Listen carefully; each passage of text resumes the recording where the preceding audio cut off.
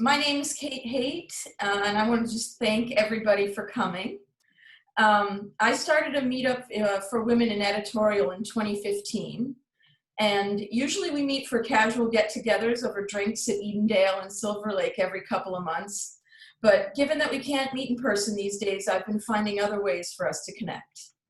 This month, we're thrilled to have this panel, a conversation on editing The Old Guard with the film's editorial team. Before we get started, I just have a few notes about using Zoom. If you could please keep yourselves muted through the whole discussion, and you can switch to speaker mode if you'd like to only see the person who's speaking. Also, we'll be showing a few clips from the film, so if you wouldn't mind turning off your video when we do that, it helps a lot with the streaming bandwidth. And we'll remind you to turn your video off when we do that. If you have questions along the way, please put them in the chat, and we'll answer as many of them as we can during the Q&A period at the end of the discussion. And now I'm pleased to introduce to you the members of our panel. Our moderator, Monica Daniel, is an editor who has cut on shows such as Colony and DC's Legend of Tomorrow. She's an affiliate member of ACE, as well as a member of the Academy of Television Arts and Sciences. Monica is an active member of the editing community and is one of the hosts of the podcast Going Postal. And now our panel members. Angela Latimer worked as the second assistant editor on The Old Guard. Originally from Chicago, Angela has an MFA in editing from AFI and has worked as an assistant editor on projects such as Downsizing, The Tax Collector, and Utopia. She also edited the feature film The Illegal. Corinne Villa was the first assistant editor on The Old Guard. Corinne works as both an assistant editor and a visual effects editor. She has worked on many feature films, some of which are Under the Tuscan Sun, Shall We Dance, Now You See Me, The Intern, Chef, Pirates of the Caribbean, and A Dog's Purpose. And last but not least, The Old Guard's editor, Terilyn A. Shropshire. Terry's resume includes feature films such as Miss Bala, directed by Catherine Hardwicke, as well as the Casey Lemons films, Eve's Bayou, The Caveman's Valentine, Talk to Me, and Black Nativity. She also has had a 20-year collaboration with Gina Prince Bythewood, the director of The Old Guard. Terry edited Beyond the Lights, The Secret Life of Bees, and Love and Basketball, all directed by Prince Bythewood. The Old Guard is their 6th project together. Beyond her work in features, Terry also has a successful career in television, cutting series such as Marvel's Cloak and Dagger, Fox's Shots Fired, and ABC's Quantico. Terry received an Ace Eddie nomination for her work on part 1 of the Netflix miniseries When They See Us, written and directed by Ava DuVernay. Terry also has an Emmy nomination for the Lifetime Achievement Award tribute to Sidney Poitier for the 74th Annual Academy Awards, and an Ace Eddie Award for Redemption, the Stan Tukey Williams story directed by Vondy Curtis Hall. She's an active member of the Academy of Motion Picture Arts and Sciences, the Academy of Television Arts and Sciences, and the American Cinema Editors. Terry is also a member of the Diversity Committee of the Motion Picture Editors Guild. And there we go. So without further ado, Monica, I will hand things off to you. Thank you so much. Take it away.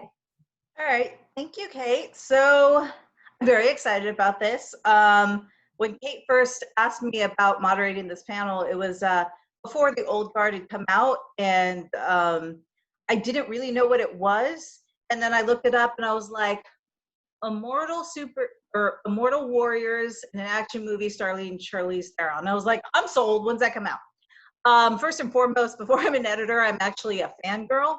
So if I get a little excited, don't be surprised.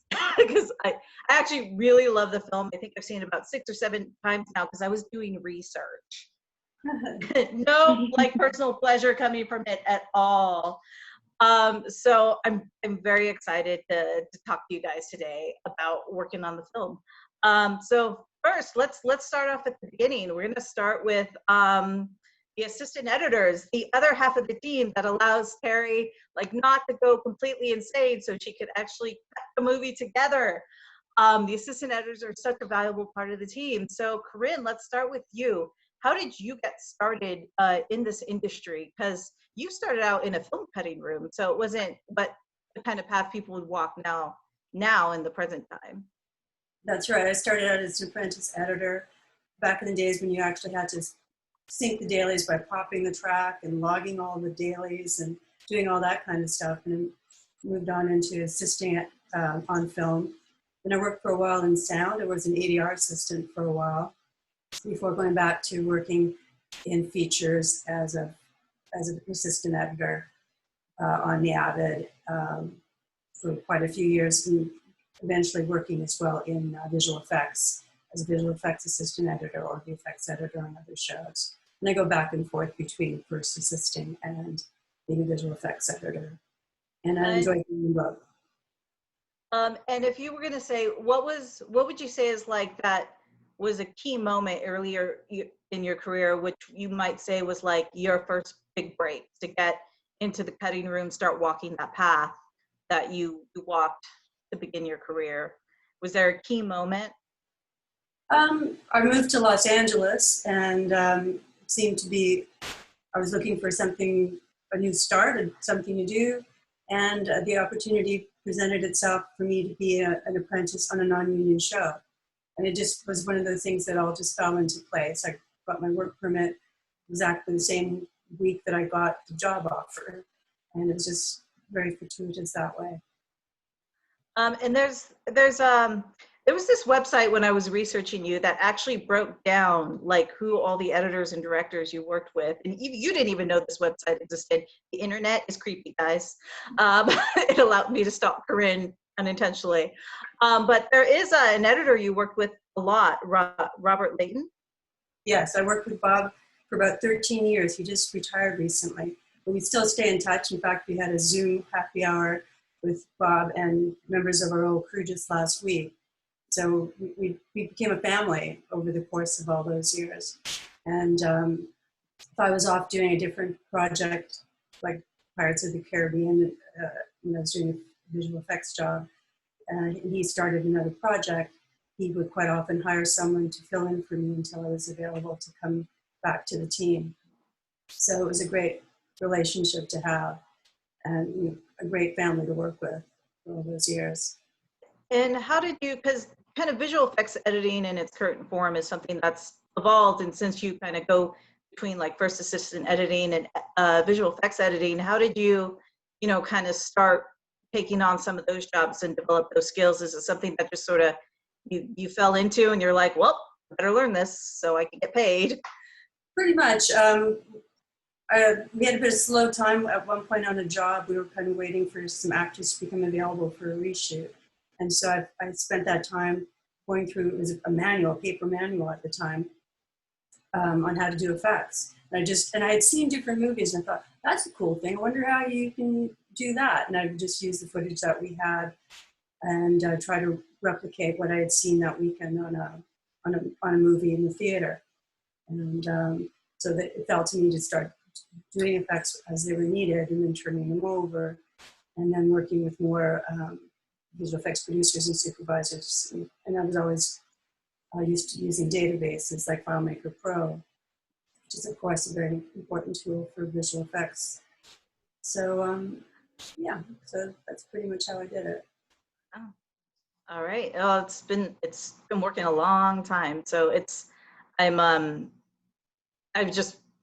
your career has just spanned so many great films, and they're not exactly easy movies to work on. Pirates of the Caribbean, it was such a complicated movie, and all the other movies in the Old Guard is a complicated film as well. There's a lot of hidden effects in there and not so hidden effects, and just all the workflows that went into it in this new age of Netflix movies.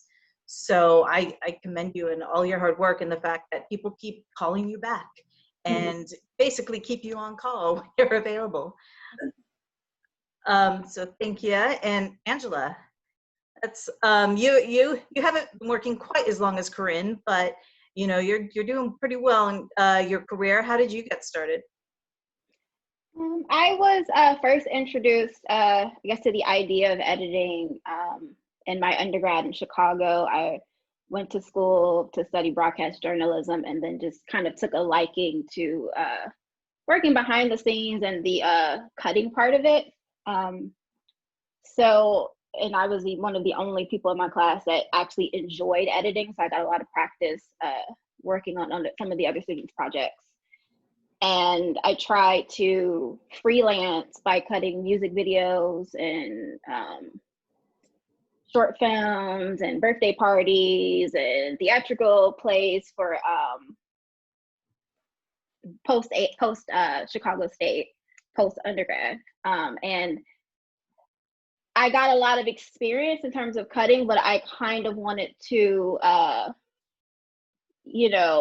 branch off into narrative storytelling. And I didn't, and I was considering moving to LA, but I didn't want to move to LA without a plan. So I had talked to one of my professors, and they recommended a couple of programs. It was between Loyola Marymount and American Film Institute. And I ended up applying to American Film Institute, which is, for anyone that doesn't know, it's a conservatory, and you work around the clock as an editor, and they pick like 14 editors. And so coming out of AFI, I had like 8. We work so much, you end up with like 8 short films coming out of AFI. Yeah, it's I mean, you basically, the day you come to AFI, they tell you you don't have time to work. You're basically there all the time. But I got to learn a lot about story there. And post AFI, I was recommended a post PA position for a TV show called Drop Dead Diva, and I met a really good friend there who's one of my closest friends. I have to shout out Mindy Elliott. For the record, I've seen Drop Dead Diva. I was binge watching the first season one time when I was sick. Yeah, it's a fun show. So I was a post PA on that show, and I got to know Mindy, and she knew I had an interest in editing, and we just kind of like kept in contact. But post being a PA, I had got an indie feature to cut through a cinematographer that I worked with at AFI. And as I was cutting, I was trying to build up my hours so that I could get into the union as an assistant editor. I was doing the assistant editing and the cutting on the feature at the same time. And then when that project finished, I had started working at a promo house that did like sizzle reels, and they were about to offer me a full-time position, and I got a call from Mindy asking if I wanted to be an assistant editor on a documentary that she was cutting. And it was about the ocean, and I'm a Discovery Channel nerd. So I jumped to the opportunity to assist her on it, and through that I got the rest of my union days. And when the film finished, she had let me know that she was moving on to assist on downsizing, and that there may be a position for a second assistant, and if the editor Kevin Tent didn't already have someone in mind, that she'd be happy to send my resume forward. And she did, and I met with Kevin Tent, and I got on the job. I was in the union, I got into the job, and then after that I kind of just kept working like nonstop, assisting on like pilots and features, but then also cutting shorts on the side, while I was also working when I had time, when I was also working on projects. And then, yeah. And as I recall, you said for the old guard, you actually got a recommendation from Kevin Pent that he gave to Terry, and I was like, that's not a bad recommendation to get. Okay, well, thank you. And Terry, hi. Hello. How you doing? This is great. It's been great just to listen to my rock star assistants talk about their journeys. Yeah, it's not all about you, Terry. I'm just here as attendee. You guys continue, please.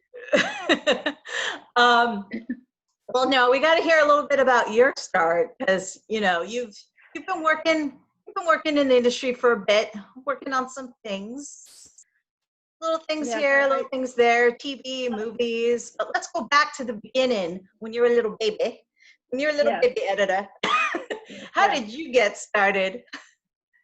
Well, I mean, honestly, I started editing from the point at which I got accepted to.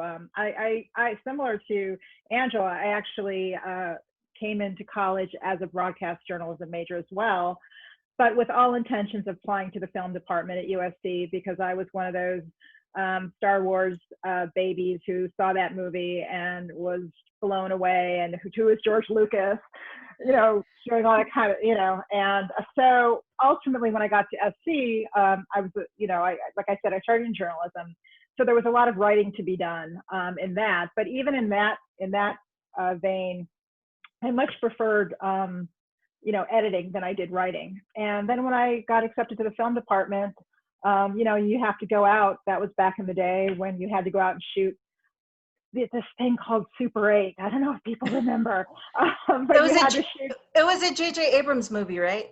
Yes, exactly. It literally was about this thin. And anyway, so you had to start out by doing, five films on your own, which you had to cut. And then, as you kind of went up the curriculum, you became an editor for somebody else. And then as you went up the curriculum, you then became an editor for basically a senior thesis where you were co-editing with somebody, or you were choosing some other position. But I kept choosing editing because I really loved it, and it was my favorite part of the process. It felt like it came really instinctive. So, and then in my infinite wisdom, before I graduated, I decided I was going to try to direct. And so I directed actually a short before I graduated. But when I got out of school, I was still cutting friends' projects, much like Angela, and at the same time trying to make a living. So I worked as a page and a PA and a production secretary and a production coordinator. And then I just, at a certain point, there was a strike in Hollywood. There's been many, but like one of the early writer strikes. And I just decided during that time I was going to just focus on editing. So I had to kind of, work my way up. I went to a lot of places where other editors were with respect to, when there was a seminar at UCLA and they had Carol Littleton or Michael Kahn, or, it's much like our Edit Fest now. And I ultimately got my first, well, I shouldn't say my first editing. My first editing gig was actually on a industrial assistant editing, an industrial, the editor who was doing the industrial. I literally was working as the production coordinator on it, and I let the director know that I was really interested in post-production and editing. So I moved over to the editing room, and that was my first assisting gig. And then I actually met two editors at one of these panels, and one of them, Deborah Smith, was about to do I didn't know at the time. It literally was one of those opportunities where at lunch I had a table, a couple extra chairs, it was crowded. She and somebody sat down next to me. We started talking. I said, look, if you're ever looking for an assistant, please keep me in mind. And about 4 months later, I got a call from her first assistant, and that was my first assistant gig. My first editing gig really came, outside of doing shorts, from Anne Gourceau, who was very, very well-known editor at the time. And I'd worked with her on a film called Two Jakes. I came in as an additional assistant. It was only supposed to be for a few weeks. I ended up being there something like almost 6 months. And then when she moved over to direct her own project, she called me and asked me if I would be interested in editing her film. So that's kind of what gave me the transition into the chair. And I ended up doing 3 films with her. And those films allowed me to meet Casey Lemon. And from Casey, I met Gina, and it just kept going. And so here. We'll get to the nice little BFF relationship you have with Gina soon, but I actually have another question for you. So I know I go to all the Edit Fest panels and speak with a lot of editors, and me myself right now, I'm just solely working in television.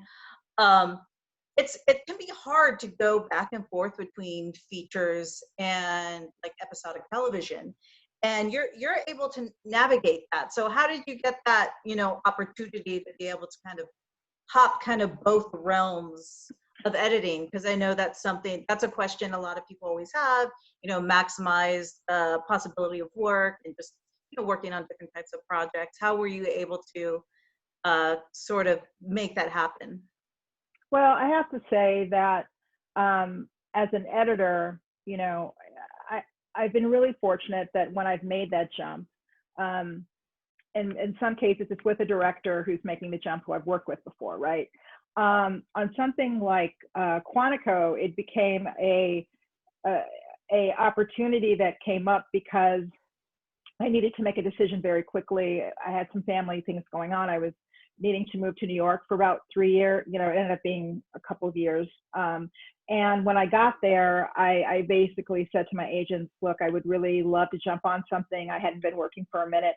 But to answer your question, I feel that when I was making these jumps, it was a lot easier than where it had been in the past. I do feel that in the past, prior to our, you know, HBO and Showtime and Netflix and these types of you know, entities now, Amazon, I think it was harder to do it in the past. I think there was definitely a line between you being a film editor or a TV editor, and it was very, very difficult for people to cross back and forth.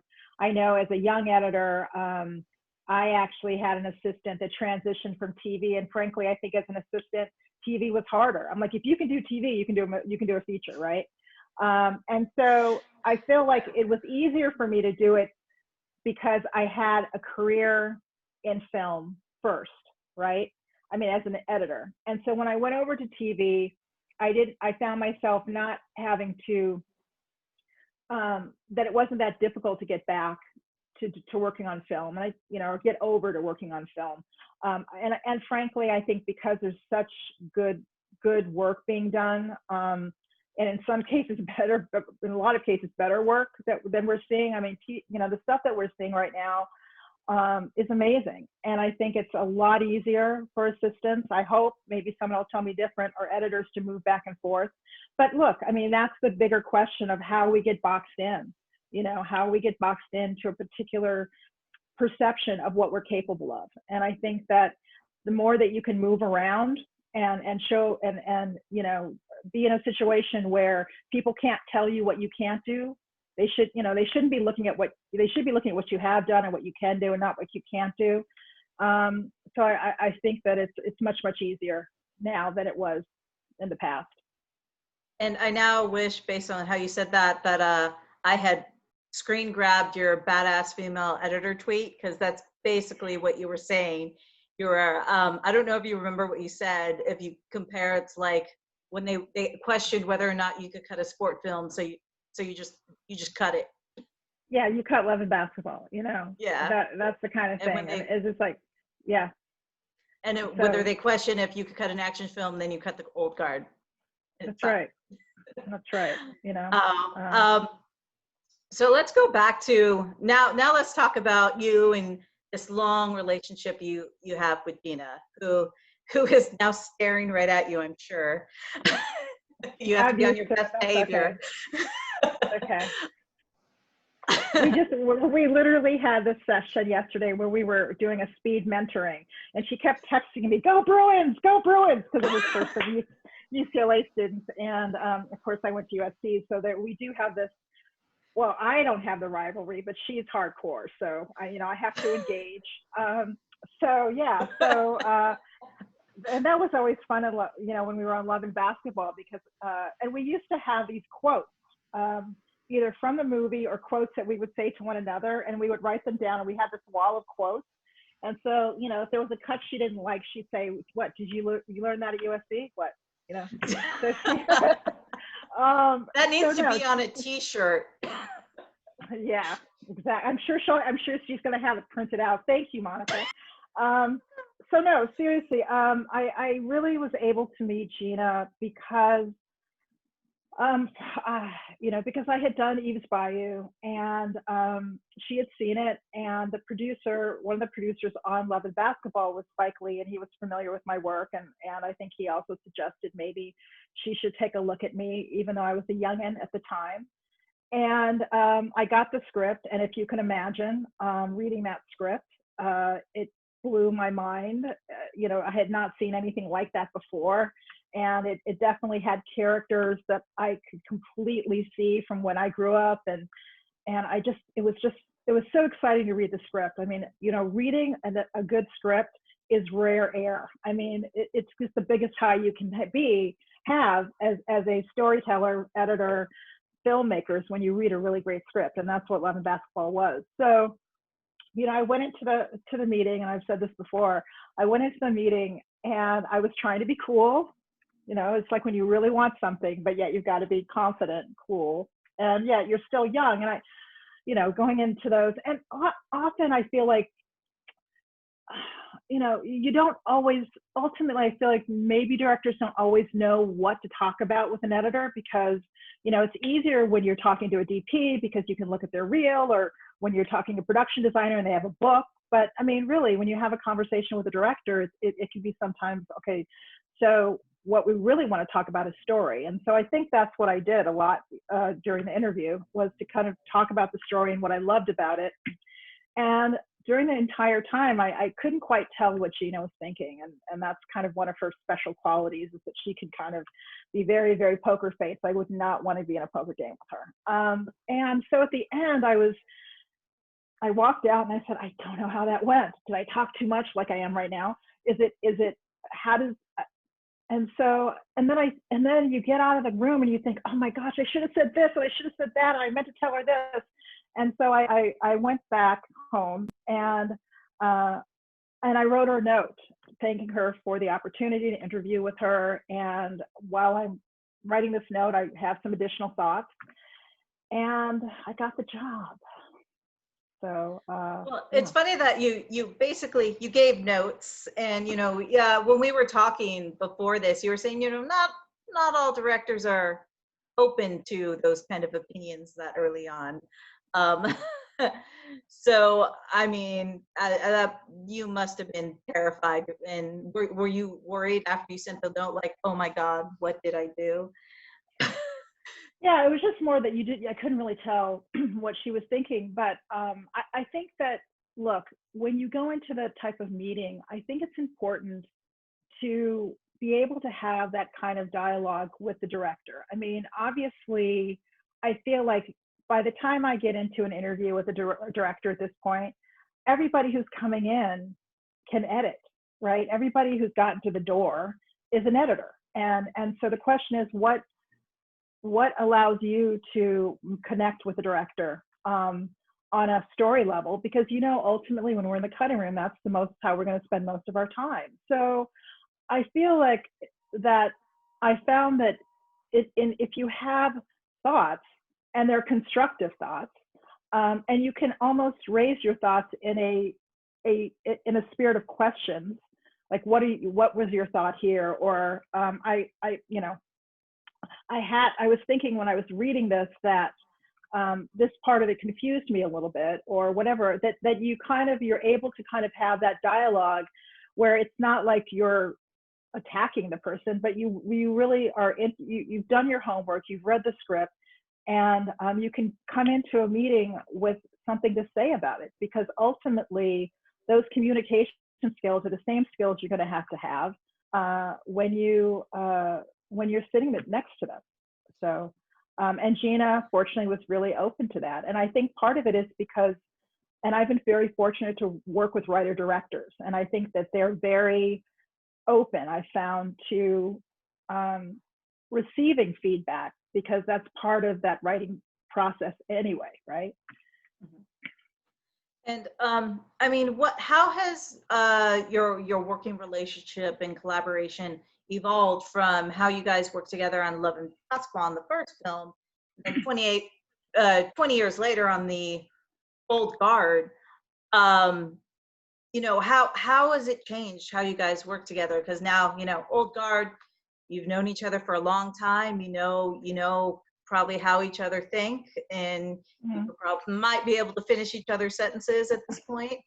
But when you first started working with her, you guys still had to figure it out. So how has it evolved and changed how you guys work together throughout this whole 20 years? Yeah. 2 whole decades. What's interesting that you say that, because Love and Basketball was Gina's first film.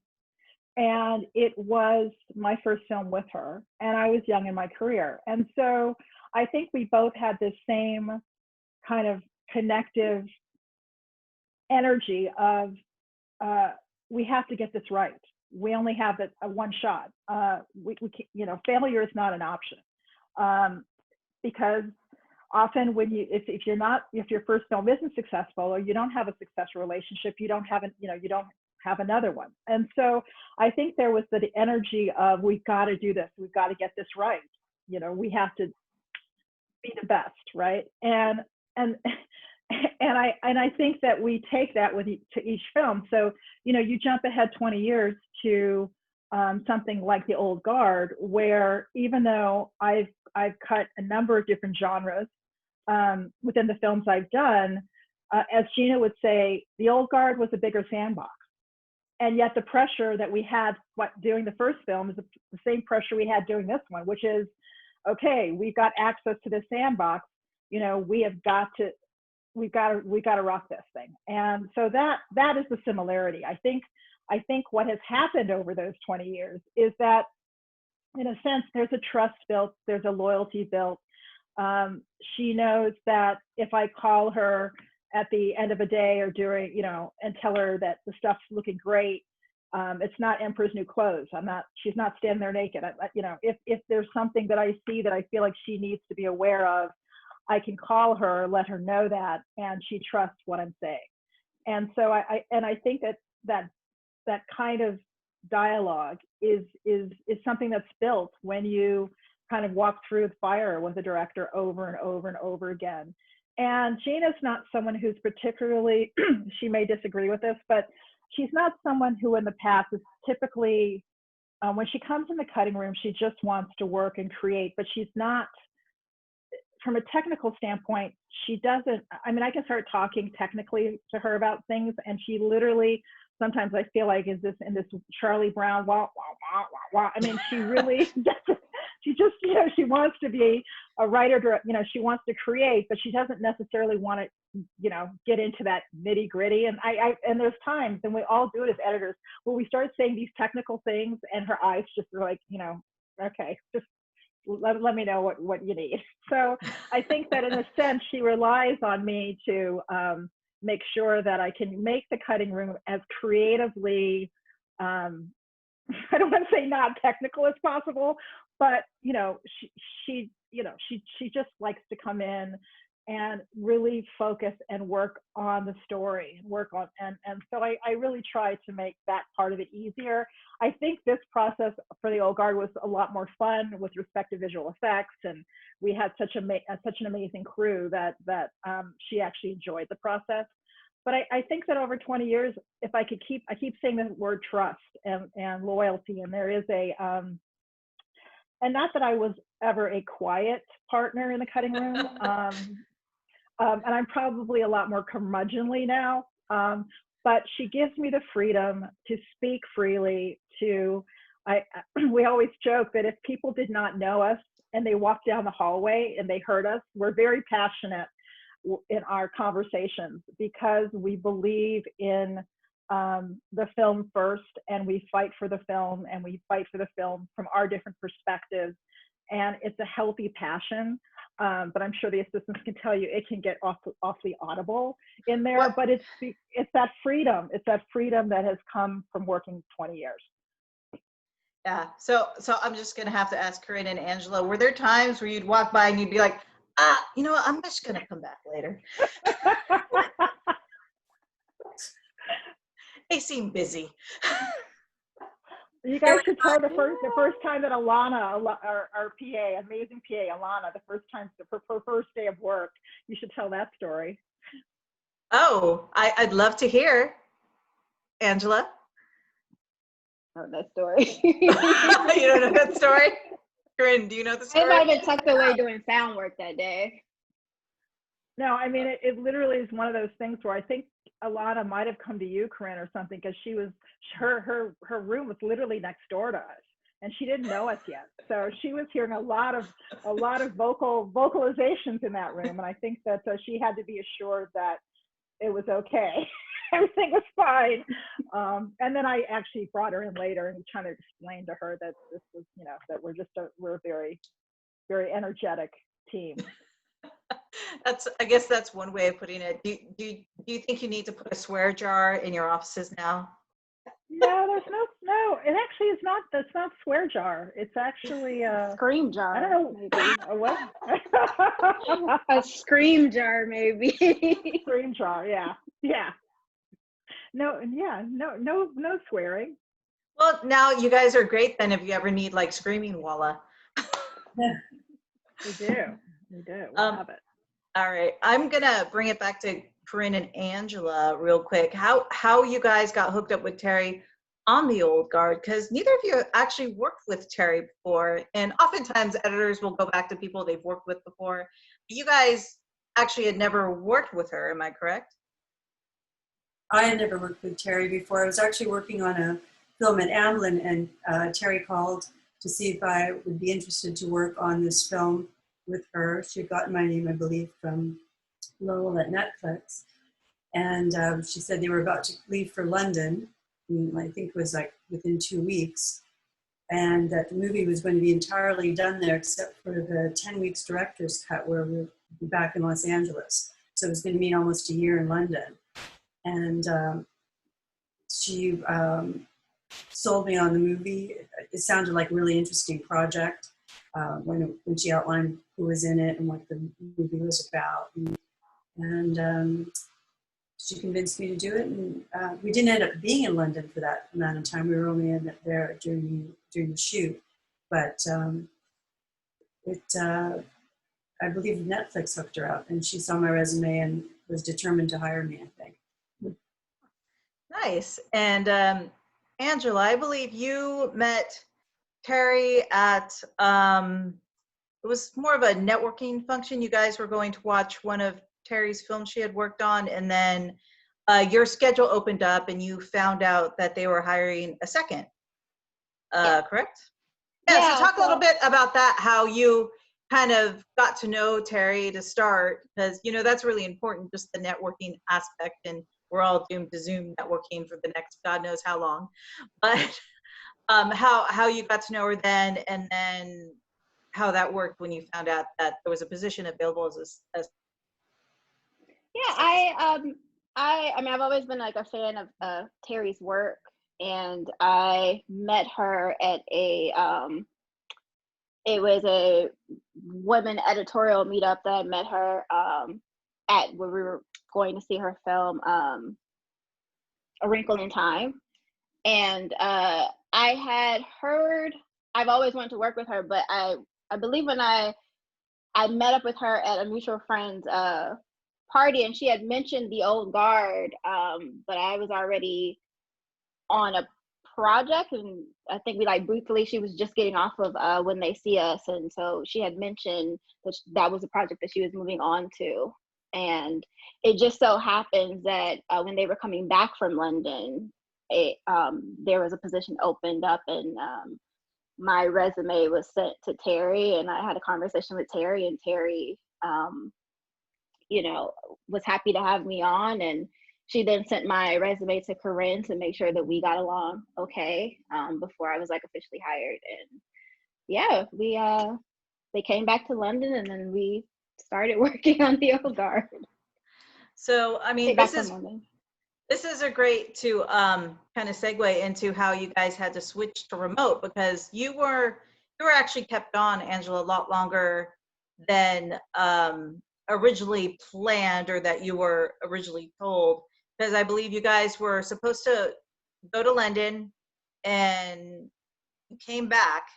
And Corinne, I believe you told me you guys were going to go back to London, but then you started hearing things about the virus, and then you decided to stay in LA. Can you guys talk about that a little bit?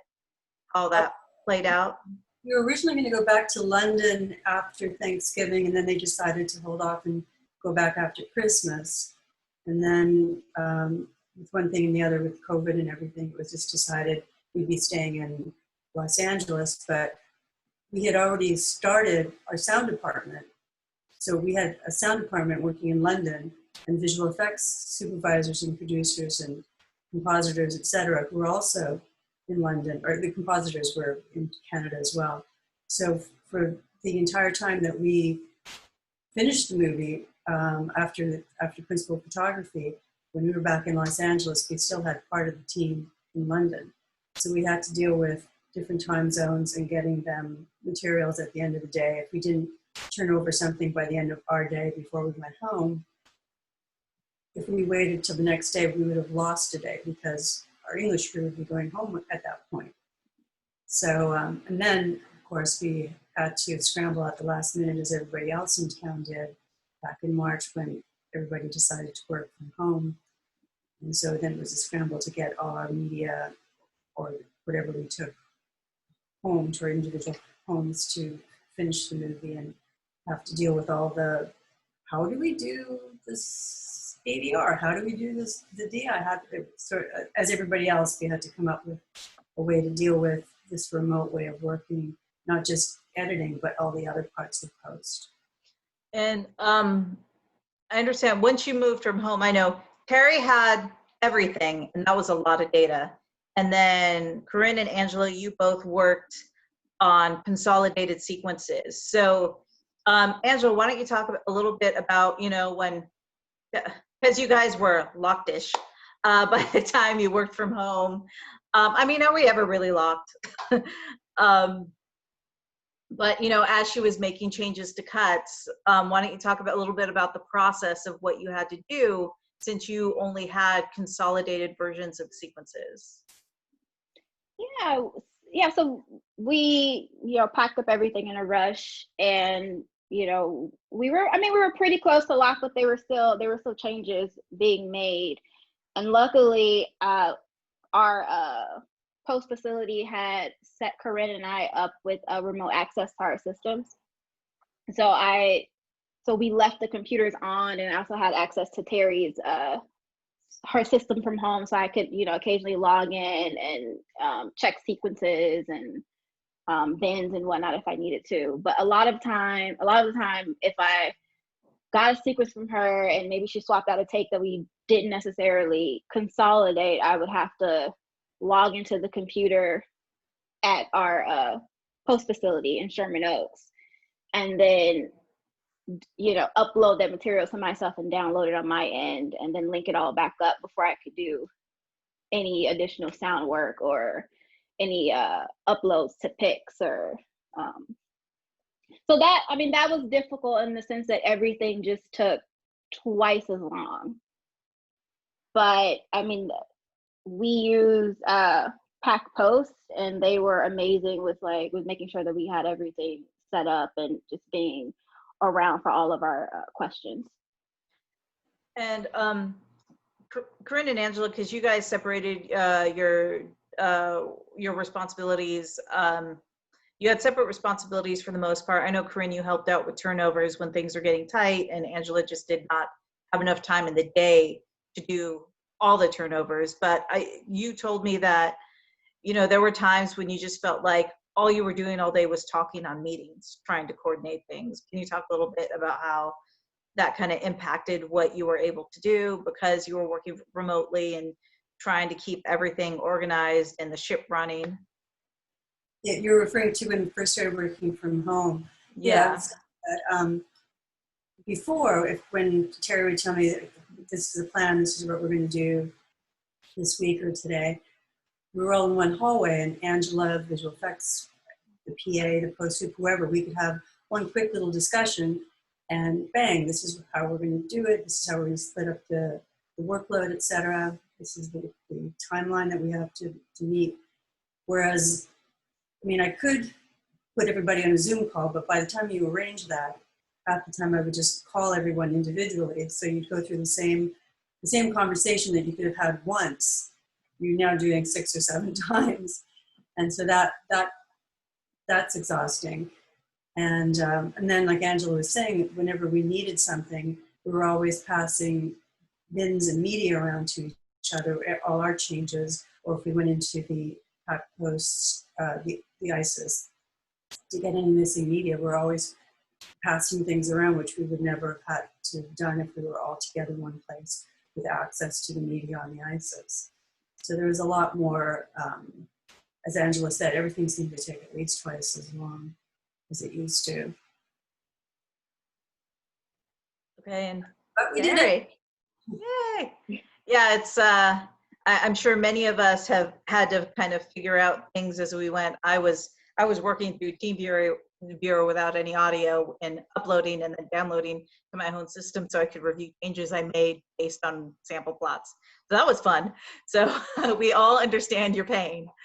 But Terry, how did this work? How did working from home and being, I feel like probably the biggest challenge was trying to coordinate you and Gina reviewing things for like visual effects, because there's quite a few very specific and detailed and even subtle visual effect shots in this film with, people who are in Europe. Yeah. And then also your music, and also once you started getting stems from the sound department, trying to coordinate that. I mean, talk a little bit about how you guys sort of navigated that a little bit. Yeah, I mean, look, Angela and Corinne had such a monumental, thing to have to deal with, because we were, like they said, imminently turning over.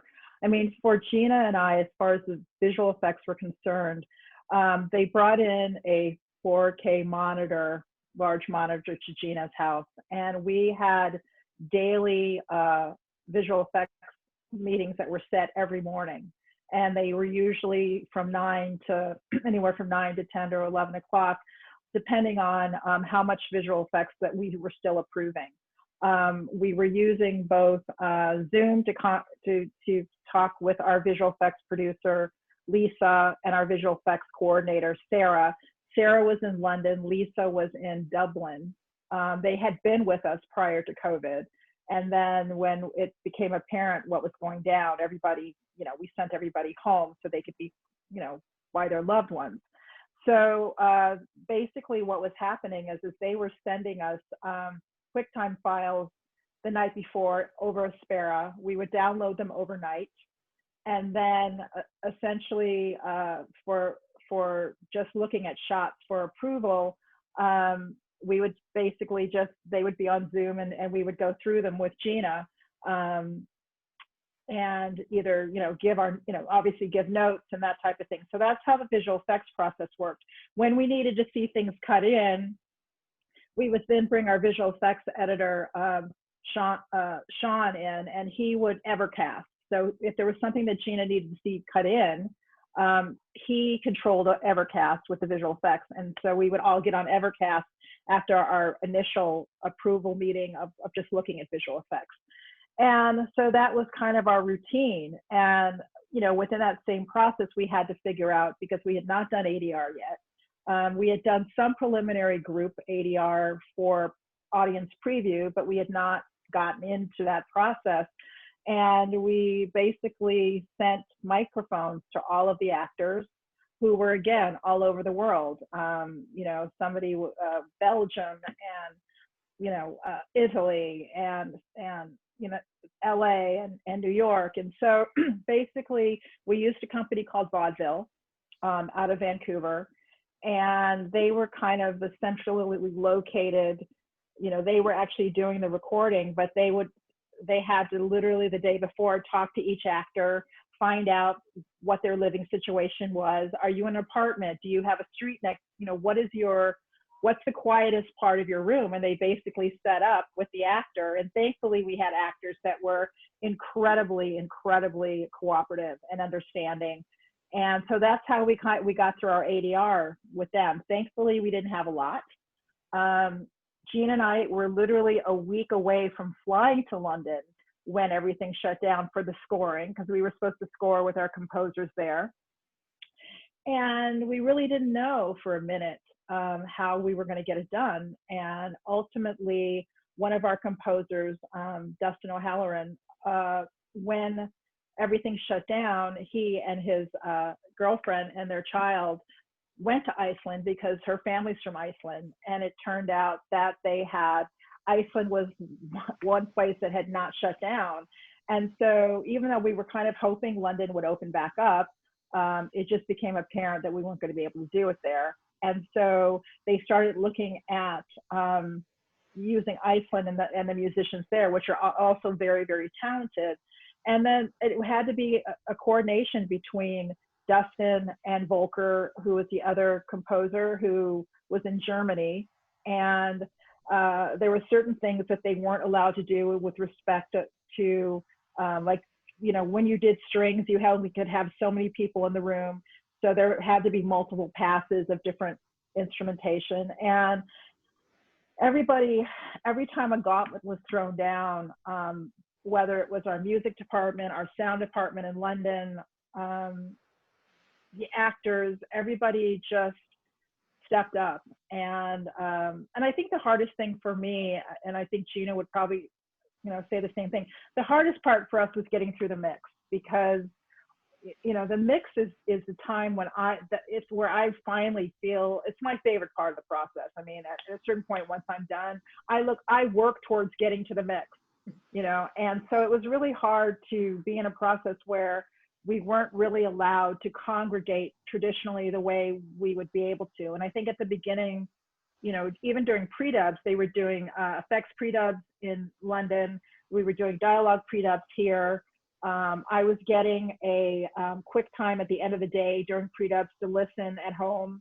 But then when we started the final, that got to be really difficult. And there was a certain point where we just knew we were not going to be able to not get on a stage at some point and be able to truly listen to what the mix was and be able to give notes.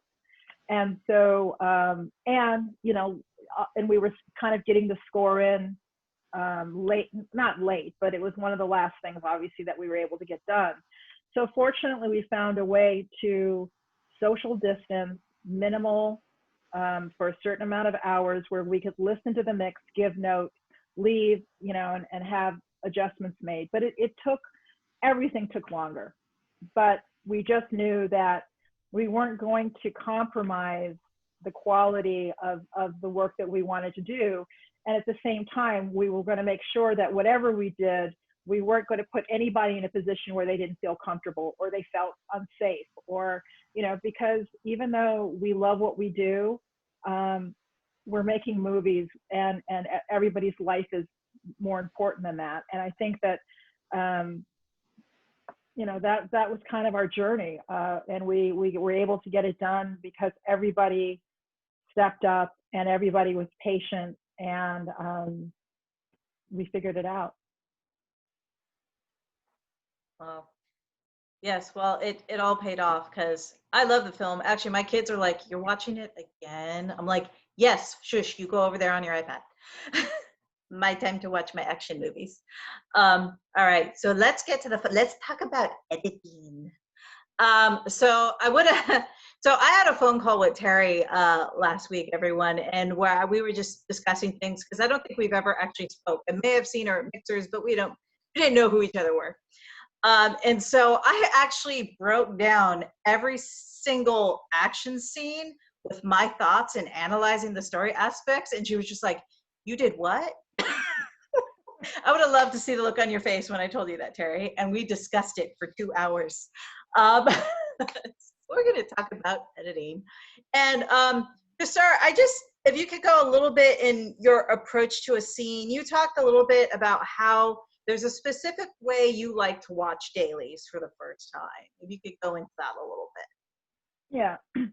Well, I mean, watching dailies for me, and I know I'm not alone in this, I think we all feel this way, but watching dailies for me the first time is the purest form of being an audience to the material that you're about to have to, you know, truly break down and watch.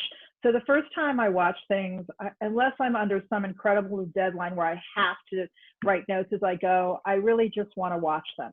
And so generally what I do is when they come in, I, pencils down. I don't try to start, making notes. I just want to feel what's coming through. And if it's something where it's multiple cameras, though, I will ask the assistants to build, basically to build multicam for me, so that even as I'm watching it, in some cases, I can at least be looking at the different cameras as I'm going. And so the first time through, I usually don't want to try to, I just want to feel it. And so then once I have a sense of what's there, then I'll start to, often I'll start playing my multicam again. Sometimes I'll start hitting certain images that are speaking to me. Often I will start maybe just pulling shots, pulling moments, and just kind of building a string out of those things that I found were particularly effective to me one way or the other. When you're doing something like a scene where it's an action scene or it's a fight scene, it's something where the actors are doing it multiple times. It's something where you really do find yourself pulling those takes that have some kind of energy or momentum to them, so that you know that you have those, again, those initial thoughts of what you saw the first time. And then once I've done that, I get down to work. Now, the thing that I will say is I can't not look at everything. And it's exceedingly challenging when you have a lot of footage coming in, first and second unit. And it can feel overwhelming at times. And so there is a certain degree of having to kind of look at things to a certain point and then stop, and then kind of give yourself a little bit of a break, and then kind of, and sometimes, as much as I also like the idea of trying to get through a scene from beginning to end, often when the choreography comes in for a particular scene, especially if it's a particular action scene or fight scene, it might be something where you will maybe just pull the elements of the first part of it, so that you can just not get overwhelmed by the amount of footage that comes in. And then I just start to build, and I really try to build. With something like the Old Guard, I had the benefit of, in some cases, having storyboards that kind of gave me a sense of what the scene was. There were stunt previses that gave me a sense of what the choreography intention was. And then ultimately, once you know that intention, and then the footage comes in, and that intention can often change. And what the stunt biz doesn't really do for you is it gives you the intention, it gives you kind of the roadblock of what it is, but it doesn't give you the emotion or the beats that you want to give between the actors when they're in that particular moment. So that's kind of my way of looking at dailies. And then I start to pull selects, and then I start to kind of narrow it. I start big, and then I narrow it. And I don't always start at the beginning, by the way. I mean, there's a moment in a scene that just I want to get to for whatever reason, and I may just focus on that and then build around that, depending on what the scene is. And I just want to define kind of an example of a stunt previs is, the stunt team will actually act out all the choreography and actions with possible camera angles, and they'll cut that together often to some music, and then they'll, start sending that out to the director, the producers, or, whoever needs to look at it. And they use that to kind of give them an idea of what the scene could possibly look like. It's very much kind of an outline of what it could be. It's previs, it's not previs. And so that's what it is. So it's, if you ever do see those YouTube videos where people are just messing around in their backyards on their iPhones, that's basically what it is, except with real stunt professionals. And it's actually quite amusing to watch sometimes. So let's start by playing the first clip. The first clip is the Train Dreams clip, which is a clip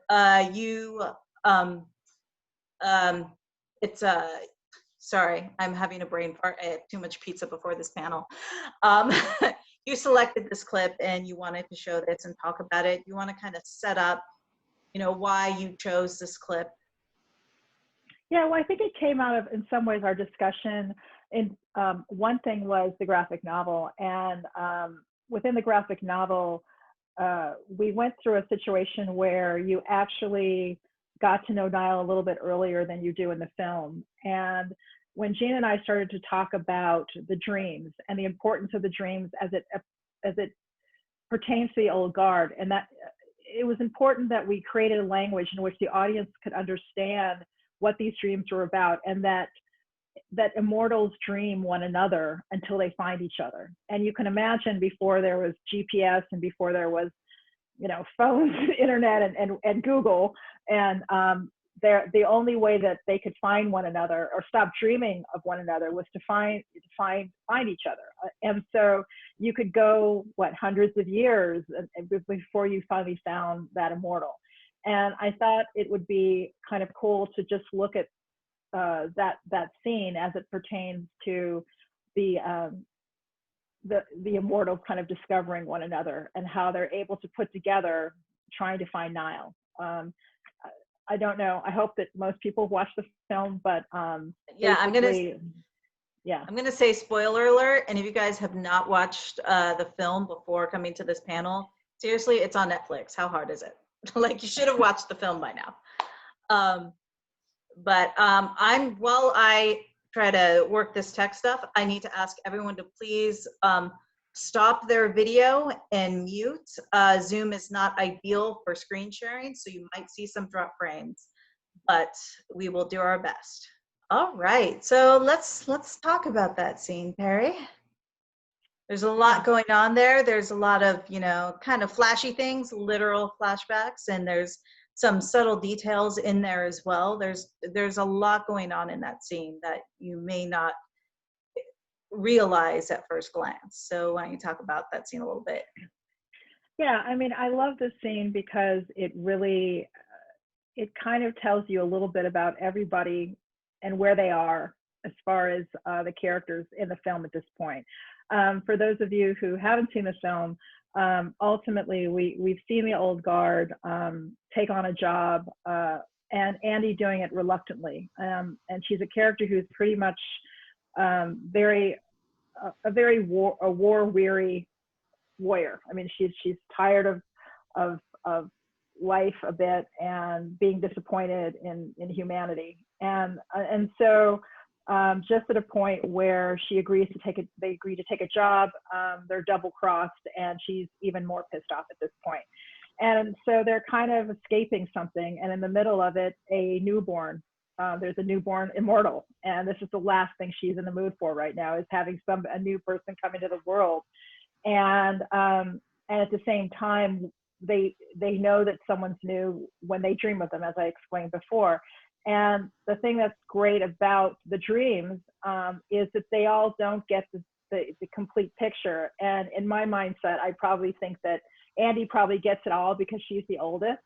But in some ways, I feel like they each have a piece of the puzzle, and they have to come together to figure out what the images are to try to determine who this person is. So I love that part about it, and you really get a sense of who Nikki is, who's kind of the more he's the soul and heart of the group, and Joe's the artist. You know, Booker is very kind of, you know, by the book, Booker. And what I also love about it is it's the first scene where you, at least the first time you watch the movie, become aware that maybe Nikki and Joe have a different layer of their relationship that you haven't seen before. And this is kind of the first time you kind of get a sense that there might be something a little bit more intimate about their relationship, other than just two people that are part of the old guard.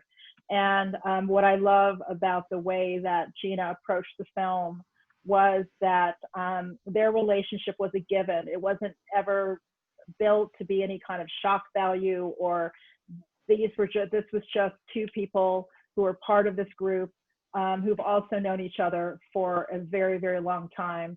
And their relationship, as you later find out as the film continues, goes beyond description or they're old souls who've been together for a very long time. So how did the evolution of those like flashbacks, how did those evolve? Because were they like longer before, trying to find kind of that perfect length, those perfect shots, because they're so quick and they sometimes seem like they're sort of wiping each other off. So how did just creatively, visually, the style of it evolve? Right. Well, the other reason why I love this scene is because this is a scene where it was a marriage of production, pre-production, production, and post-production. In other words, there was a lot of discussion prior to Gina even shooting about what the dreams would be and what they would potentially look like. She and Tammy, her DP, really had conversations about what they wanted those images to look like. So during production, they were actually using a certain type of filter or a lens. It was called, I think it was a chandelier effect lens. So that what was great is that they were and this is what I love about when they do these things in production, and we can take to the next level in post, as opposed to having to figure it out all in post. And I feel the same way about transitions. I love when a director has in mind the type of transitions that they want when they go out and shoot something, and it's part of the body of the movie. But in this case, with the dreams, they shot all of this very, very cool imagery that then I could take in the cutting room and play around with even more. So that part of it was very, very cool. So what you're seeing is a combination of images that were designed a certain way on set.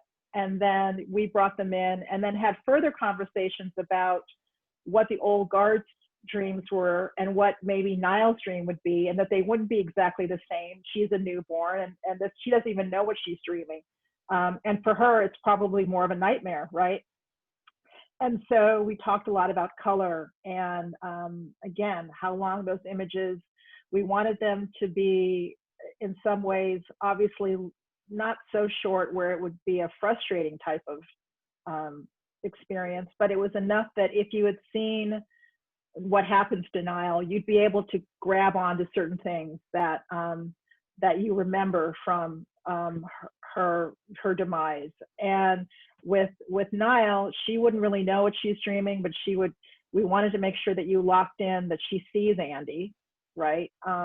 Because ultimately that's the person who's going to retrieve her. And then there's a couple of other things in there that you're not quite sure what they are, which later you kind of discover is a part of her also dreaming an immortal she hasn't met yet, right? But you don't really know that. So so that part of it was a lot of fun to try to build those. And we also got some great help from, we used a company called Antenna Creative, who did a lot of work for us. With helping us with the sociogram and the main on ends, and got them a little bit involved too in helping talk about the design of what the dreams could look like. And one thing I love about the scene is just you learn so much about the characters just from their facial expressions. They're not explicitly telling you exactly what they're thinking. It's you learn so much from all the subtext. And I felt that about the whole movie. And sorry, I just got I have two computers going right now. It's hard for my eyeballs to do this. So kind of going into kind of the next scene, which is actually, I was like, can we please show this scene? Because this is actually my favorite action scene of the film. And like I said, I had like a page of notes on all the action scenes in the movie that I discussed with Terry. This was my favorite. It's the rectory fight in the church, where when I talked with Terry, I was like, I had to watch it like 4 times before I'm just slow, I guess, before I really understood like everything that was going on in the scene. Because I was like, oh, this is kind of how it reveals who Andy is, like the different facets of Andy from different perspectives. You got Copley and like mercenaries in the van, and then you have Booker, who's known her for hundreds of years, and you have Niall, who's known her for 2 hours, and then and then you have, it took me about 4 viewings before I was like, oh wait, this is also from Andy's perspective, and I just thought it was so masterfully done how much is revealed about the facets of her character from all these different perspectives in the middle of a badass fight scene. And it's just done so well. Plus, it's like my favorite music cue of the whole film. That song was on my playlist. Both of me and my daughter were like, "Wait, is that Ruel?" I'm like, "I like that song." So I'm gonna go ahead and remember to turn my camera off this time. Hold on, my computer likes to be finicky. So I'm gonna go ahead and play the rectory fight scene. So everyone turn your cameras off. I'm gonna remember to turn my camera off, and we'll play this scene. Okay, do we have everyone back? Everyone keeps moving on my screen. So Terry, I'm just gonna go a little fangirl on you for a moment because I love this scene so much. And I was like, can we please show this? So some of my favorite parts of this scene, other than Charlize Theron kicking ass with a sword, is like kind of before she like goes and attacks, you just have that moment where you see her behind the statue and just the look on her face. It's just like it just pulls me in. And there's a lot of moments at the end of the scene. She has a kind of a similar look where it's Niall seeing her with that look covered in blood. And to me, it says so much about Andy, how she kind of sees herself. And, she's not exactly happy having to kill people, but she's doing what's necessary. And it just plays so much into the character's arc and the relationship with Niall. And also just the way you timed the sword stabbing with the music beat, her taking a moment to just be like, fine, and then she like yanks it out and it's like times with the music, and I love it so much. And then my other favorite moment, and when Copley's like, we should go, it made me laugh out loud. I was just like, that's right. So I'm gonna stop fangirling now. Let's discuss the scene and the story, and balancing all these perspectives in a way that's not too cutty, too distracting, taking you out of the momentum and energy of the scene. Like, how did the scene evolve in the cutting room? How did you make it the perfect scene in my mind, basically? Well, this scene was important, and it was important from my perspective because it really speaks to the tone of the film. I mean, by the time we get to this part of the film, you have a sense of what everybody, as far as the old guard, is going through. And, you have a sense of who they are as people, what their history has been. And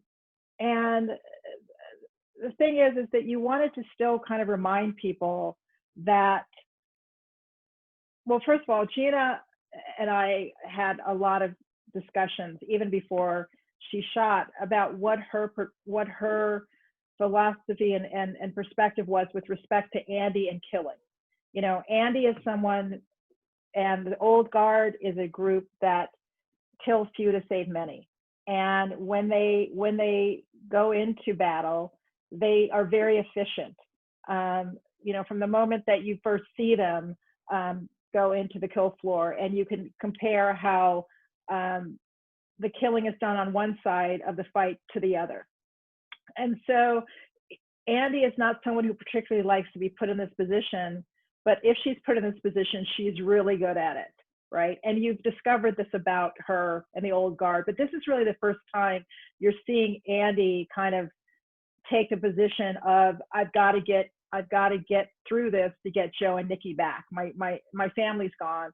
I've got to do what I need to do to get us through this.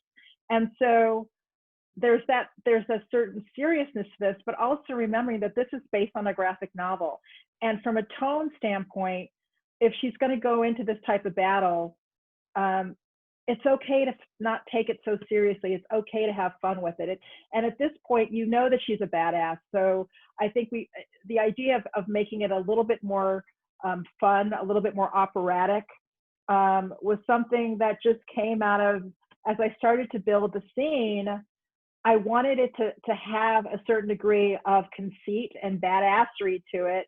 But also that within Niall's reality, she's a Marine. I mean, her instinct would immediately to go in and even though she's still building this relationship with the old guard, her instinct as a Marine is not to, leave a man behind, or she wants to get into the fight, right? She wants, and so for her perspective, she's hearing all of this gunfire and sword, and she just feels like, how could Andy possibly live through something like this? We've got to help her. Meanwhile, like you said, it's like Joe's been with her for hundreds of years. She's got this. He knows she's got it, and she'll let her know when she's done and she needs him.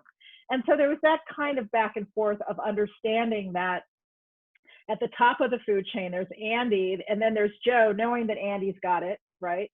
And then there's these people around that have to deal with the fact that this person, and Copley is well aware because he saw the kill floor. He knows that this woman is now on a whole other level, a force to be reckoned with, and that there's no way they're going to win this.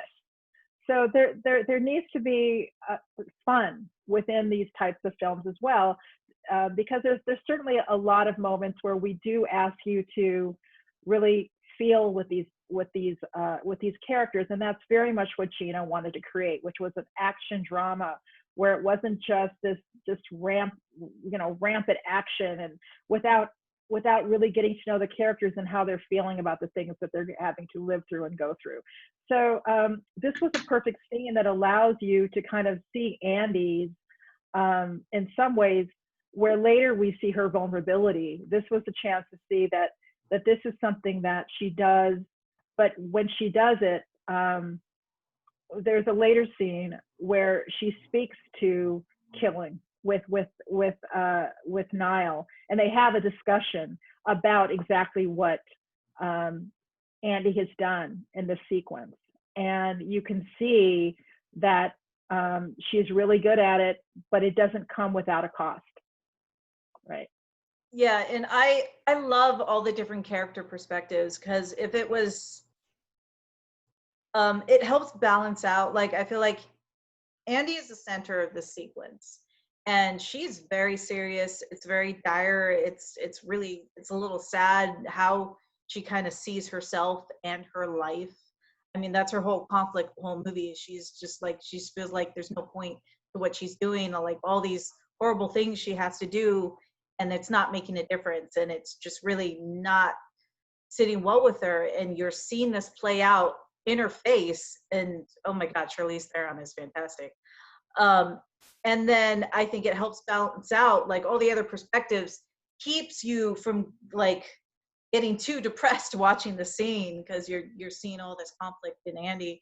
It's like, I think the levity really helps, and it really makes the scene multidimensional. It adds the comic book fun, and it really goes deep into kind of the character's psyche with just, if you think about it, it's really just a couple key looks, and it just, makes a world of difference. And there's something you told me when you cut the scene, you didn't cut it to music, and you said you just kind of came up the idea, what if, I just try this, it's not going to be your typical like rock song, something else. Can talk about that your thought process of like, let me try this, because that's you didn't start out with the Ruel song, that came later. You actually have with a different, similar kind of orchestral cinematic song. How did you like come to the idea of like, let me try this, not obvious choice of music for the scene?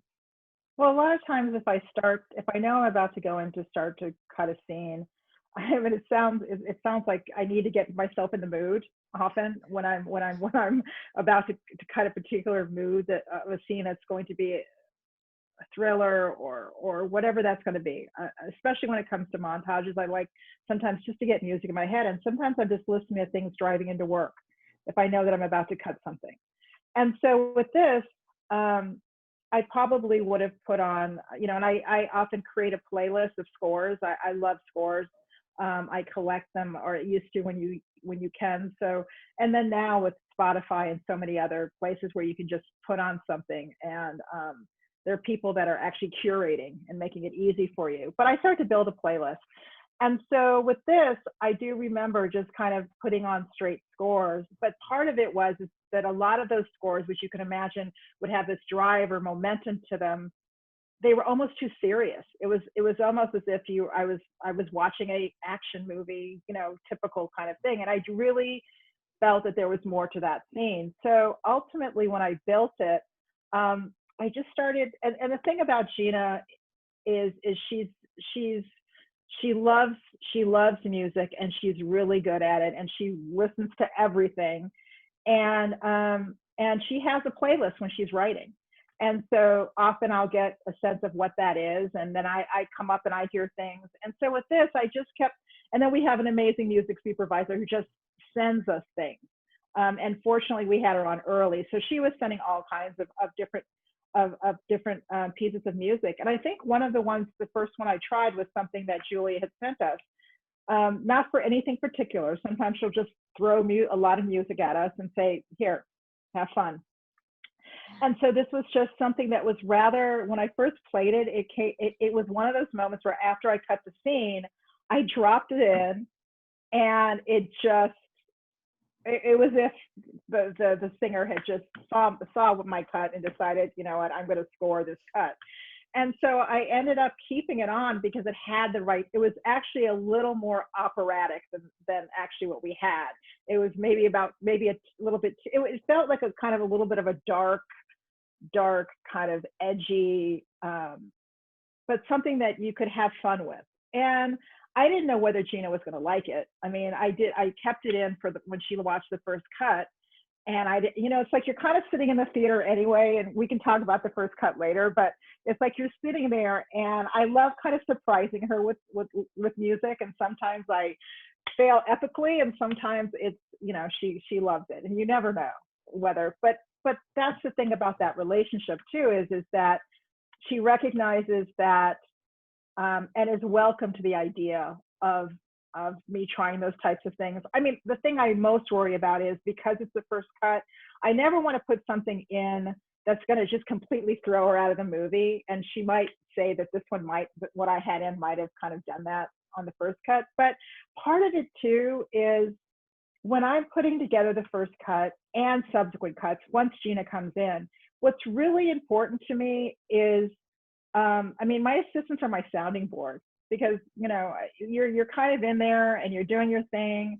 And then you need to have, as an editor, I need to have perspective. I need to be able to step out of what I'm doing and even show it to Corinne, or show it to Angela, or show it to both of them, and get their feedback in terms of, what do they think? What's their first impression? And that relationship continues once Gina comes in. They're the first thing, the minute we have something, we'll bring them in and sit them down and say, look at this. So I think I might have put this in, Corinne, I'm not sure. I think I might have put this in London. I don't really remember. I was trying to remember if I put this one in London, or whether you guys saw it in LA. I don't remember.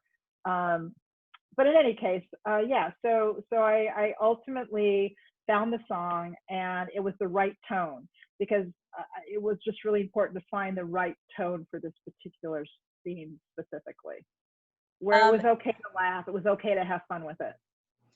And real quick, I want everyone who's watching or listening, we are feeding questions in, and Kate's monitoring the chat. So if you have a question, type it in the chat, and Kate'll kind of send it to me as I'm trying to go side-eyed, trying to look at two computer monitors. Actually, see, and Catherine Neville asked, she wants to know, how much of a badass is Charlize Theron? Like, how much did she do? And by the way, there's this great training stunt featurette I just watched on Netflix today that talks about how much the actors did train. But for this specific scene, how much was her and how much was, a stunt double? I imagine any kind of slams on the back were probably a stunt double. No, actually, I think within this scene that we, actually, I don't think there wasn't a stunt double on this scene at all. Oh wow, really? Yeah, She this must have was all been her. very tired. This was all her. Yeah. Oh wow. Well, she looks great, and I know she has a dance background, so I'm sure that helps. Yeah, I mean, you know, all the actors trained exceedingly hard. Obviously, Charlize had a lot of heavy lifting to do on this, and she trained extremely hard. They all did. They all really committed to the training period that they had, and it shows. I mean, yes, we had stunt people, but we really used them minimally. Okay, and I'm actually gonna, before we go to the next clip, I'm gonna put Angela on the spotlight a little bit because something that Angela informed me of when Terry, because Terry doesn't have enough to do, when Terry's busy with all the millions of things she had to do, I understand Gina would actually sit with you, Angela, and review dailies with you, and you would string out sequences and markers with notes. Can you talk a little bit about that experience and what you got out of that? Because as an assistant editor, that's always a dream when you're given that kind of opportunity, because it's not always available to assistant editors. Yeah, I think early on, we were debating about whether or not to put a large monitor in Corinne or my room at the time, because Terry did inform us that Gina will occasionally like to go off and look at dailies while she's working on a scene. And it turned out my room just had a little bit more space, because Corinne's room also had like a soft station for uploads and whatnot. So Gina would come to my room and we'd look at dailies together. And I remember, being pretty nervous the first time. It's understandable. It's okay. The director sitting next to me, but she was like, completely cool and just like understandable and understanding. And after the first time, I kind of got this rhythm of how she liked to work. Like, I knew that when she came into the room, I should always have the sequence that they were working on ready, because she was going to always want to reference back to that sequence. And then, sometimes she would like walk past the room and say, "Hey, so Terry's cutting a scene. Can we just look at all the takes from this particular scene?" And I'd like to see all the close-ups. And so I would string out all of the close-ups from a particular scene. So I'd have that in the bin combined with the sequence from the current cut. And then I also would, have my markers just kind of like mapped to my keyboard that I could quickly make notes. Because I also knew that what we would do is we would sit there and we would look at all the takes, and then we would do like a process of elimination where, we'd pull out any of the takes that wasn't going to work for them. And then once we were done, there would either be a moment where she would, which was actually a lot of fun, where she would say, "Hey, keep the same cutting pattern that Terry is using, but swap out this take or this select that I'm pulling, and try to get it to match the best way that you can. And when it's done, put it in a bin and show it to Terry."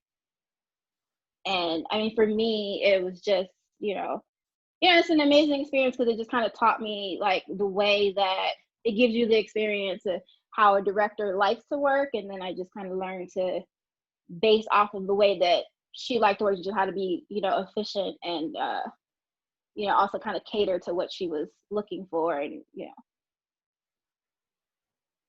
And I imagine this was just I imagine you loved it. Yeah, I did. I mean, it was There's one a of the lot things you that got out of it. Yeah, it was an amazing, experience to just even being able to, sit, with the director and, look at dailies and get an idea of what, her and Terry was, going for. And I just, I really wanted to bring this up because I think it's an excellent example, because mentorship is always a hot topic, and it's, it was different back when people were cutting film and you were right next to the editor, and things work a little differently now, especially now that we're all remote.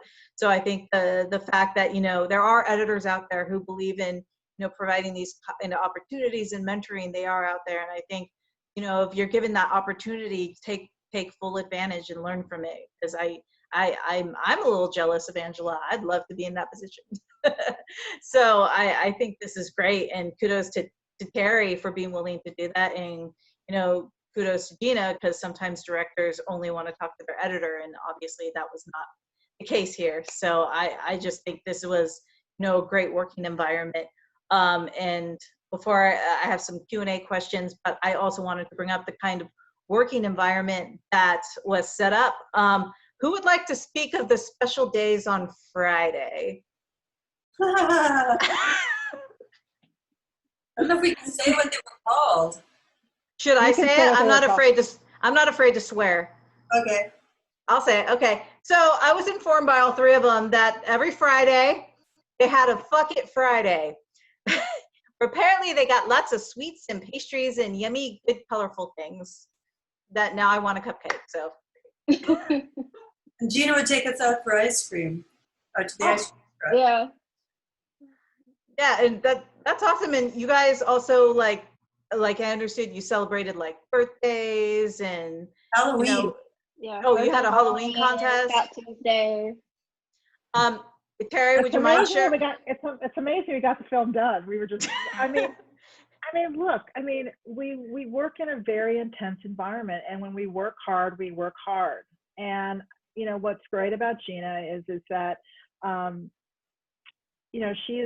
she's intense, no doubt, and at the same time, she's a very compassionate director, and she loves her crew. And again, it's like you spend so much time together that it's important to kind of remind ourselves that there are lives outside what we're doing.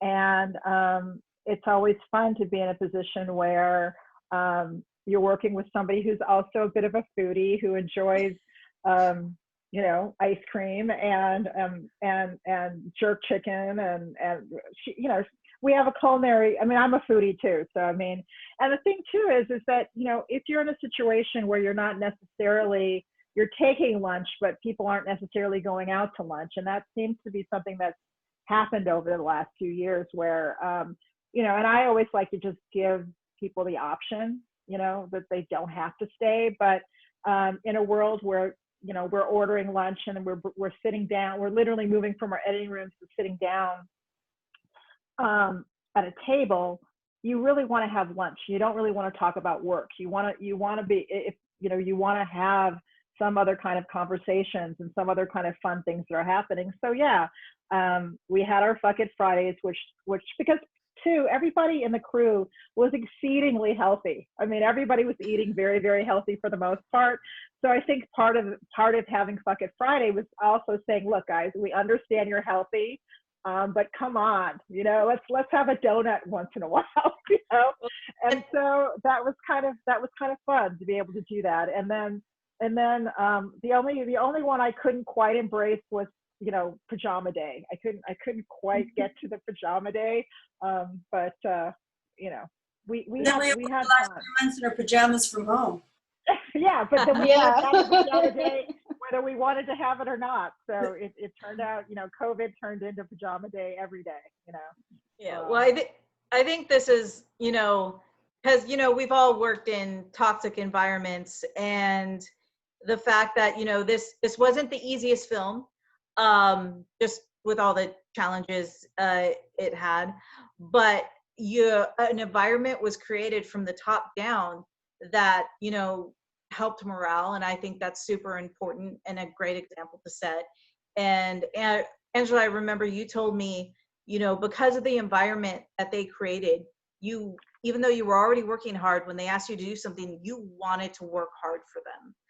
And I think that just kind of speaks to the kind of environment, the work environment that was set up by, essentially like the leaders on the productions. So I just think that's so important, and I wanted to bring it up because we don't always have that. Like my favorite shows I work on are not necessarily my biggest shows. It's the shows where we're like family, and I feel like there was very much. It seems like it to be like that. You guys were family on this together. Well, Absolutely. Yeah, absolutely. Yeah. I mean, what I would like to say about that just briefly is that, when I was coming up as an editor, I got to where I am because of the mentors I had and the editors that I worked with. And I think often we conduct an editing room the way we're raised, right? And if you're raised in a healthy environment, then you want to create a healthy environment for your crew, right? And I think that often also it's important for you, because we all get so caught up in our rooms, and it's hard because we spend a lot of time in those rooms with just the director. And meanwhile, our crew is out there, kicking ass. And at a certain point, it's important for you to check in, to remind yourself to check in with your assistants, because I know that Gina and I, when we get into our vortex of working, I hire a crew that I am not a micromanager. It's like, I want my crew to run the room. And if they, I only want to step in if they need me to step in. And that means politically or any other way. But otherwise, it's their room to run. And so I make sure that the people that I bring in are people that can handle that. And at the same time, not everybody wants to be an editor. Sometimes you have assistants who want to be editors. Sometimes their skill set is that they like working as an assistant or whatever that is. And so I think it's important for you to know, and I don't care from the PA to your first assistant, what do they want? What is their ultimate goal? I think it's important for you to take time to get to know what they want, because if you see them working hard, you want to help them get there. You want to help them to get to where they want to go.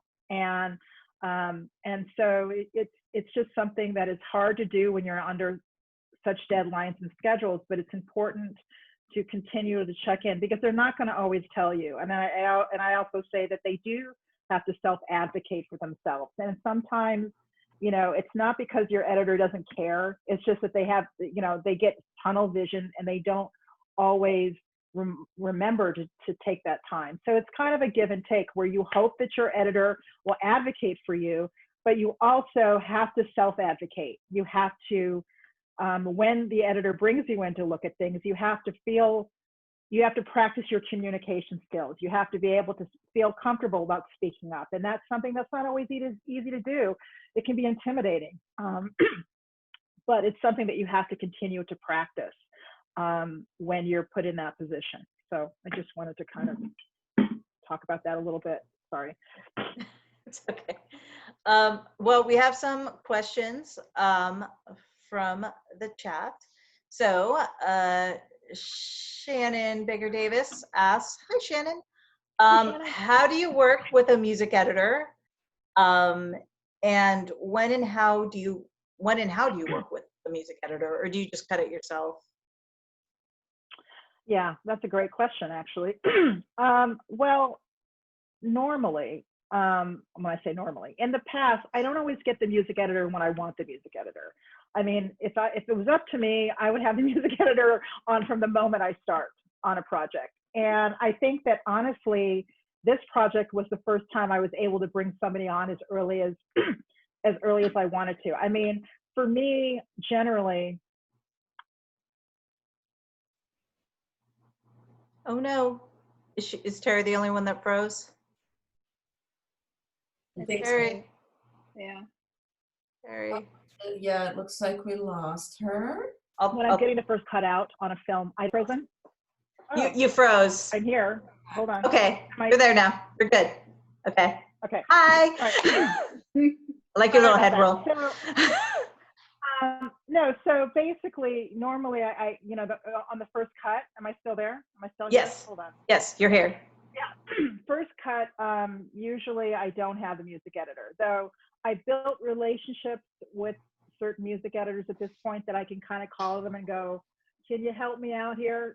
Because often, you know, and I like music editing actually. I'm not, you know, there are times when a particular song is easy to do, and then there are times when it's really difficult, or, you know, but on this particular film, I was actually fortunate enough to kind of, in a sense, negotiate a little bit of, can I have this person for a week leading up to showing this cut, right?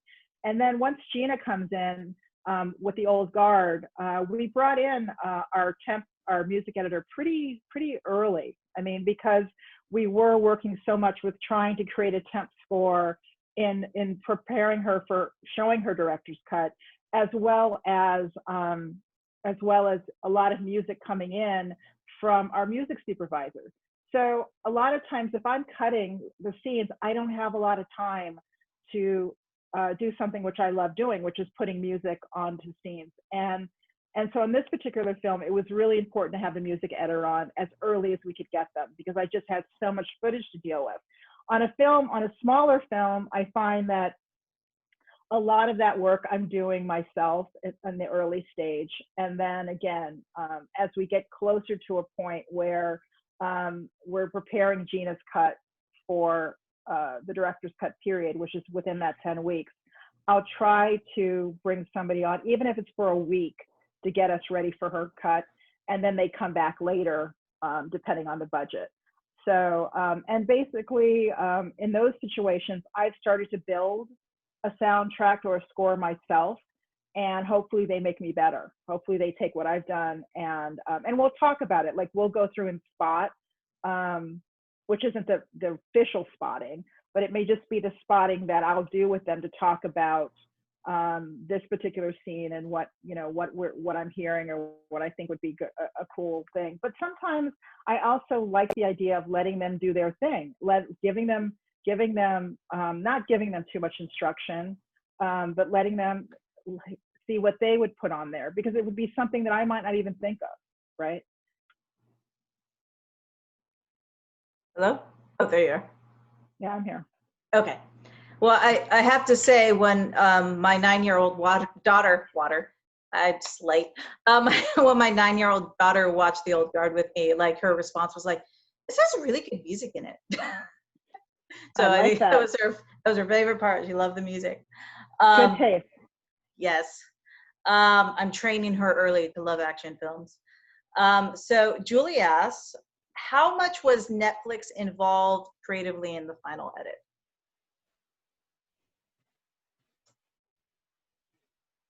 Carrie, you're muted. Yes, You're muted. yes, that's for me. Okay. No, that's for me. Yeah. Well, I would say that ultimately, from the point at which Gina showed her director's cut to Netflix, they had notes, just as the producers would have notes, and it's always a tricky process because you have to kind of take a look at what they're saying, and obviously in any kind of situation, you have to allow the people. I mean, look, we're in commercial art here. You know, we're not in a position where we're self-financing our film. So they're going to have something to say about the work. And I think that part of it is understanding that they're going to have something to say about it, and really looking at what they're saying. So, you know, Gina and I will go through the notes, and we may have a certain period where, you know, in the privacy of our own space, we take them in however we're going to take them in. But then we really look at, well, what is the note? And is this a note that we feel is a valid note? And usually our rule of thumb is we try everything. And I literally have a sign in my editing room that says, if first you don't succeed, destroy any evidence that you tried. But there's a bit in which we do try these things, because ultimately, you know, as a director, she's going to have to answer to each one of these notes. She's going to have to say, we tried this, I don't think this works, whatever that is. And sometimes it's not the note, it's not the solution. I mean, generally, look, directors and editors for that matter, we want to hear what your issues are. We just don't necessarily want you to tell us how to fix it, right? That's part of our job is to, if you are having an issue with the story, yeah, let us know what the issue is, but let us figure out what we feel is the best approach.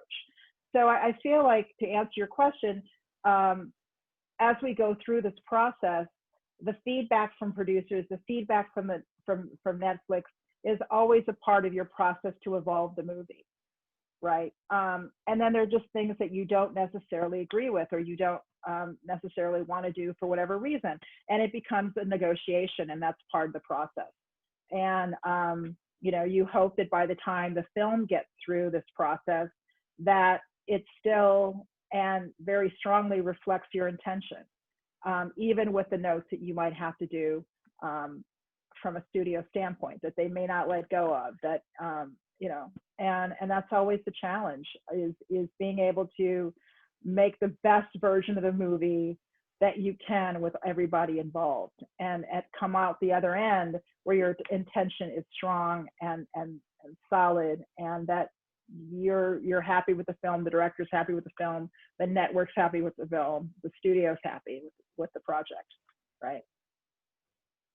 Yeah, I think the most, to me, it's always good to remember that everyone wants a successful project. Everyone wants the best for it. Sometimes not everyone shares the same opinion on what that would be, but you know, that's all part of the filmmaking process, especially when they're the ones writing the checks. So, well, you know, I tend to be a walking mantra about it, this doesn't just apply to the studio, but to your working with the director. I tell young editors, it's like you should take pride in what you do, absolutely, but it is collaborative, and you can't covet it.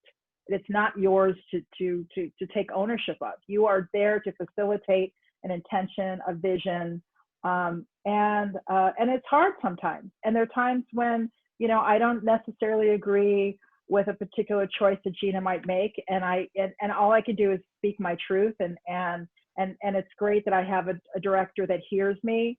But ultimately, at the end of the day, it says directed by Gina Prince-Bythewood. And so, but what's important is hopefully being in an environment where your opinion matters and it's heard, and ultimately whatever decision is made from that is just the natural evolution of everybody coming at it from the best, like you said, best possible place, a healthy place to make the best possible film. yeah, and on that note, we need to wrap it up. I want to thank Angela, Corinne, Terry, and for the lurker, Gina. I've been staring at you this whole time. When I found out you had RSVP'd, I literally crapped my pants. I was like, oh my God. I just, you know, I love the film. I respect your work. I respect you. So thank you for you and your whole team across, you know, it's not just editorial that makes a team. It's everyone in all the departments, production, pre-production, post-production. So, you know, you guys made a great film, and I'm hoping I get to see a sequel, hopefully from the same creative minds. So, you know, it's has the same vision. It's always weird sometimes when directors are hopped. I was like, that's not the same movie franchise, is it? So I'm hoping you guys can make a sequel. If not, best of luck on all of your stuff. Oh, Gina, I see you unmuted yourself. Can I say one thing? Well, two things very quickly.